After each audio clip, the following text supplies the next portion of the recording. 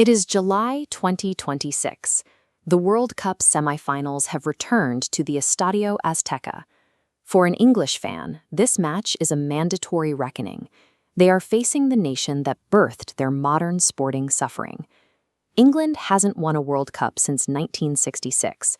For 60 years, fans have sung "It's Coming Home," a chant that began as irony but became a national coping mechanism. When England enters a knockout round, a quiet fatalism takes over. The supporters don't just hope for a win, they wait for the inevitable disaster to strike. Winning in 2026 requires more than a tactical plan. It requires a squad that can finally defeat 60 years of inherited sporting trauma.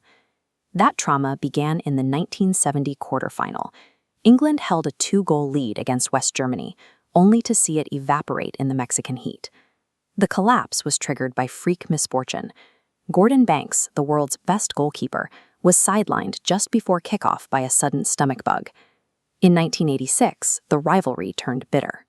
The match was played in the shadow of the Falklands War, turning a quarterfinal into a geopolitical flashpoint. Then came the hand of God. Diego Maradona used his fist to punch the ball past the goalkeeper, an illicit move that ended England's tournament and cemented a sense of national betrayal. These moments convinced England that their World Cup destiny was being manipulated by external forces and divine injustice. By 1990, the threat moved inward. The semi-final against West Germany introduced England to a new nightmare, the penalty lottery. Stuart Pearce and Chris Waddle both missed from the spot. The sight of Paul Gascoigne in tears transformed a sporting failure into an act of national mourning. The data highlights this psychological block. Germany and Croatia have never lost a World Cup shootout, but England has won only 25% of theirs. This is a cultural failure. For decades, English managers dismissed penalties as a game of luck, not a professional discipline. Even the modern era hasn't escaped it. In 2022, Harry Kane blazed a crucial penalty over the bar against France, sending England home. By 2022, the curse was a self-fulfilling prophecy. The country expected to fail at the most critical moment, and the team complied. Thomas Tuchel's 2026 roster is structurally different from the golden generations of the past.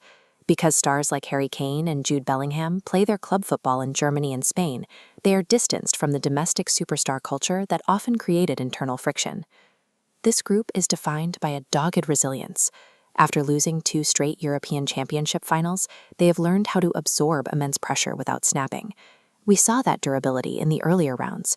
They survived a red card against Mexico and outlasted Norway in extra time despite the searing conditions and widespread illness. They also overhauled their preparation for the spot. They turned the shootout into a data-driven science, treating it as a measurable skill rather than a lottery. Jude Bellingham exemplifies this perspective. Following the quarterfinal, he dismissed talk of old historical grudges, framing the match against Argentina as a tactical hurdle rather than a national haunting. They have converted their past heartbreaks into a specific psychological edge. Harry Kane noted that the bitterness of his 2022 penalty miss acted as fuel, providing the endurance needed to survive a high-temperature knockout against Norway. Now they face the ultimate hurdle, a semi-final against Lionel Messi and Argentina. A win here would mean severing the curse where it first began, defeating the rival that has defined 40 years of English suffering. For Harry Kane, this represents the final step in a career-long pursuit of the World Cup trophy, a victory that would erase the memory of his previous tournament failures. After 60 years of waiting, a win against Argentina would prove that tragedy is not destiny, and that football is finally ready to come home.